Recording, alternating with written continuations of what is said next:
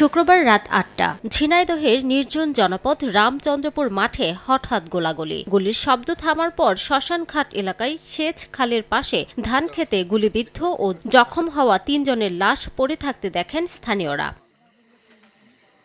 পরে থানায় খবর দিলে পুলিশ ঘটনাস্থলে পৌঁছে মরদেহগুলো উদ্ধার করে। স্থানীয়রা জানান, নিহত ব্যক্তিদের মধ্যে হরিণাকুণ্ড উপজেলার আহাদনগর গ্রামের হানিফ আলী ও তার শ্যালক লিটন হোসেন রয়েছেন। ভাবি বলছে যে তোমার ভাইয়ের নাম্বার কল যাচ্ছে, রিসিভ করছে না। আবার আমার ভাইয়ের সাথে আমার ভাইয়ের কুটুম শালাও আসছিল, তার ফোনও রিসিভ হচ্ছে না। পরে আমি অনেকবার ফোন দিলাম, রিসিভ হয় না। এরপরে ভাবির কাছে জিজ্ঞেস করছি যে কিভাবে কখন গেল। তা কইলো যে একটা ফোন আসলো, ফোন পাওয়ার পরে কইলো যে আমি আসছি বাজার থেকে। কীভাবে মারা গেছে আমি কিছু জানি না। আমি বাসায় চাকরি করে আমি কাজ করছিলাম, পরে আমি জানতে পারলাম, তো ওই জন্য দেখতে আসছি এখানে।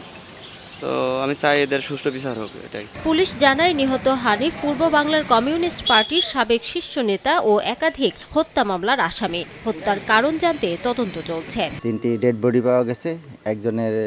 একজন ডেড বডির ঠিকানা আইডেন্টিফাই করেছে, তার নাম হানিফ। আমরা তদন্ত সাপেক্ষে আমরা আইনগত ব্যবস্থা নিব। এরই মধ্যে হত্যার বিষয়ে চরমপন্থী সংগঠন জাসদ গণবাহিনী নেতা কালু দায় স্বীকার করে গণমাধ্যম কর্মীদের হোয়াটসঅ্যাপে খুদে বার্তা পাঠিয়েছেন। সময় সংবাদ, ঝিনাইদহ।